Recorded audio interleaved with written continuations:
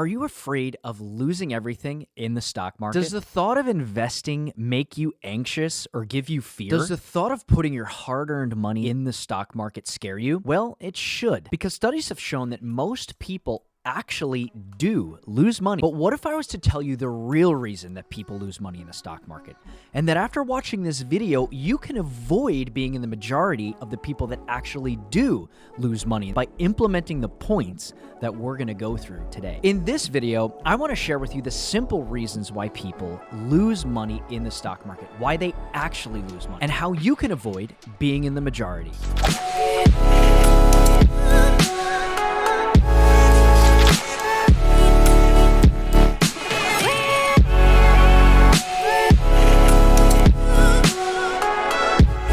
Hey, my name's Cory, and if you're a guest joining me today, this channel is dedicated to helping you master money, saving, living on less, and investing the rest. If you haven't yet, please consider subscribing so you don't miss an important video. The first reason that people actually lose money in the stock market is that they think they can beat the market. Now, let me explain what this means for a minute, because this can be a little bit convoluted. When you're picking a stock like Tesla, Amazon, Facebook, or some other small company that you want to invest a particular amount of money in to grow, what you're actually saying is that I have the knowledge to know that this company is going to outperform the market. Despite evidence to the contrary, many investors think that they can continue to do this over a long period of time, or that they have a broker that can. In the book, I Will Teach You to Be Rich, Ramit Sethi has a fantastic anecdote of this. I hope I get it right. I'm going to read it right from the book. If I was to ask you to name the best stock from 2008 to 2018, what would you guess? Some people might guess a company like Google, but what if I was to tell you that the answer was actually Domino's Pizza? Back in January 2008, if you invested $1,000 in Google stock, in 10 years, it would have become worth a little over $3,000. Now, tripling your money in 10 years is fantastic,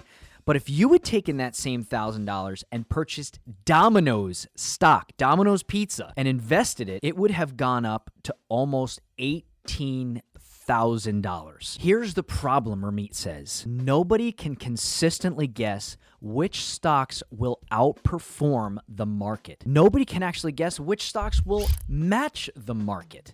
Anybody who claims to be able to do so is lying, according to Ramit. How many of you have heard something like this? Now, what do you do for a living? Oh, I'm actually a day trader. I was at Target the other day, and I saw these new protein bars that were gluten-free, vegan, paleo, grain-free, dairy-free, gluten-free, veggie-free. I knew they were going to sell like hotcakes. So I went home, and I bought as many shares of Target as I possibly could. And now I'm a bajillionaire. Or I was driving down the street and I saw the newest Chevy Silverado, and I just knew that this Chevy was going to take that company to the next level. So I went home and I bought as many shares of Chevy as I could, and now I'm a bajillionaire. Now, I don't know about you, but when I hear stuff like this, man, sometimes, if we're honest, I really think, wow, can I do that too? Am I not being aware enough of the companies and the products that are around me that I'm missing out on all these amazing investments? Let me just stop you right there, because I have to stop myself too sometimes. You can't pick winning stocks. Average people like you and me, we just can't. Don't feel bad. This is just the facts. Actually, there's probably only a handful of people in the entire world that can year after year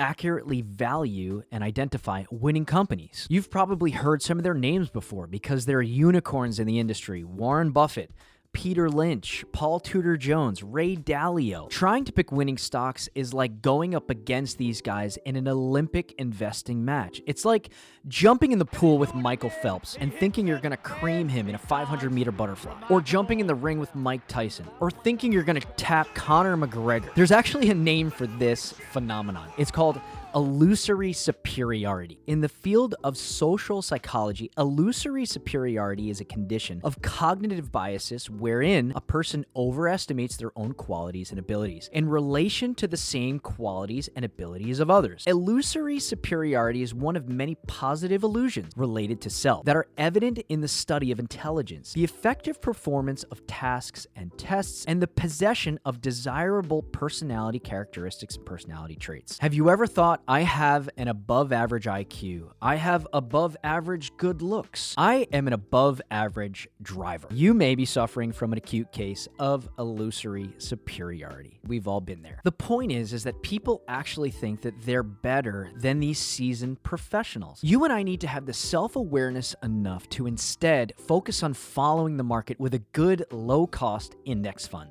like VTSAX, Vanguard's total stock market index fund. If you've watched any of my videos, you know that I'm a huge fan of this index fund. When you're investing in VTSAX, you're actually beating 90% of active fund managers and investors who are actively trying to pick winning stocks. But listen, don't take my word for it. This is actually coming directly from Warren Buffett. He says, by periodically investing in an index fund, the know-nothing investor can actually outperform most investment professionals. The second reason that most people lose money in the stock market is that they think that they can time the market. We've all heard a version of this from someone. Hey, this friend I know, he bought Amazon when it was at like $5 a share, and he sold it when it was worth millions. And now he's a bajillionaire. I bought this stock when it was at its lowest, and I sold it when it was at its highest, when it peaked. And now I'm sitting really, really comfortable. I know a bargain when I see one. Again, when we hear stuff like this, I can't help but think sometimes, man, what a genius. Why can't I do that? He got in low and sold it when it was high. Isn't that what investing is all about? If he did it, how come I can't do that? These stories sound simple enough, but if you really consider what's going on behind the scenes, most of us, we never hear about the tremendous losses that people have along the way in investing. You never hear the stories of somebody who bought a company when it was at its all-time high and was forced to sell it either on its way down or when it bottomed out. You never hear stories like that. Or those same people who have made money on lucky investments, you never hear about all of the bad investments that they've made along the way to get to there. The odds are simply against us. This is why picking stocks is nearly impossible, and why it's even harder to pick options. You need to know the right time to buy and the right time to sell, up or down. And also you need to be right on what the time frame is going to be. By the way, Tony, I think you're a genius. You're doing great. The idea of buying when things are low and selling when things are high is quite appealing and pretty simple, actually. However, the reality is that it's close to impossible to do this consistently year after year. Most people buy high and sell low. Regardless of how unique we think we are, most people follow the herd mentality. When the news media is filled with disaster and bad times, people can't help but want to sell for fear that what they own is going to fall further into the red. But when the news is filled with blue skies and good times, people buy and artificially drive up the market even more. Trying to time the market is a hopeless goal. Another funny analogy of this is in the book Money Master the Game by Tony Robbins. Our human psychology is designed and instinctively wired to follow the herd. If a group of people is running hysterically in one direction away from something, how many of us honestly have the wherewithal to turn around and ask, I wonder what everyone is running from? Why are they running? I wonder where everyone is going. Where are they going? No, we would run first and ask questions later. It's just built into who we are. It's built into our DNA. It takes a good dose of self-awareness and intentionality to counteract this natural human instinct. Warren Buffett says the stock market is a device from transferring money from the inpatient to the patient. The third reason why most people lose money in the stock market is that they think that they understand the market. Now, don't get me wrong. These people can even be working in the investment industries or in the financial industries in some capacity or another, and they think that they have an edge. They think that they fully understand the market. If you listen to someone from the financial industry talk, you'll probably hear something similar to this. Hey, did you watch the news last night? This Facebook metaverse thing is going to be big business. I would get in as soon as possible. Things are going to start to go up from here. You watch. The sad truth is that if people were really honest, the guys who talk like this, they don't fully understand the market or even what they're talking about to some degree. And these conversations can be a little intimidating if you're insecure about your knowledge of the financial industries or the stock market in general. I get it. It's easy to think, wow, this guy must be a genius, and I hope someday I can understand the stock market like he does and make a ton of money. And honestly, I can really see why people would just hand over their money to somebody who talks like this. In J.L. Collins' book, The Simple Path to Wealth, he gives a great analogy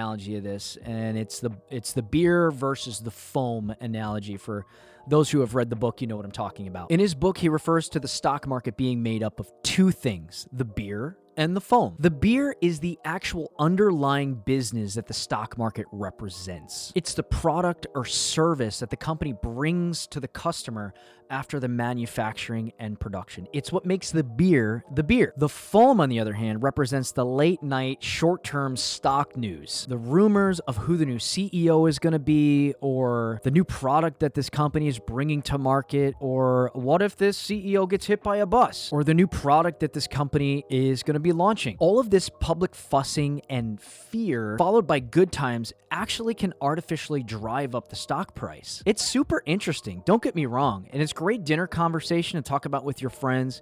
I love learning about new companies, new products, things that businesses are doing that are really innovative or new or forward-focused. But all of these things really have very little to do with the fundamentals of the business. It's the beer versus the foam, according to J.L. Collins. If you want to become a bajillionaire, you have to ignore the foam. You have to ignore all of the financial news. The news and the media actually make money off of people watching their content. The market isn't what we see on the news. It's made up of the thousands of companies that are bringing value to the marketplace and value to the customers day after day and year after year. This is what will, in the long run, drive the market up. So, let's recap. After knowing all of this and making it to the end of this video, does the thought of investing in the stock market still scare you? Well, it shouldn't. By knowing and going over this information, you know what 90% of investors and people in general simply don't know or understand. You now understand why, and more importantly, how the majority of people actually lose money in the stock market. So take action. What are you going to do with this information? Start investing today in low-cost index funds. VTSAX, Vanguard's Total Stock Market Index Fund. And start watching your net worth go up. Hey, thank you so much for watching to the end of this video. I hope you got value from this. I hope you got something out of this video. If you haven't yet, please consider liking and subscribing so you don't miss an important video so you too can master money, save, live on less, and invest the rest. We'll catch you on the next video.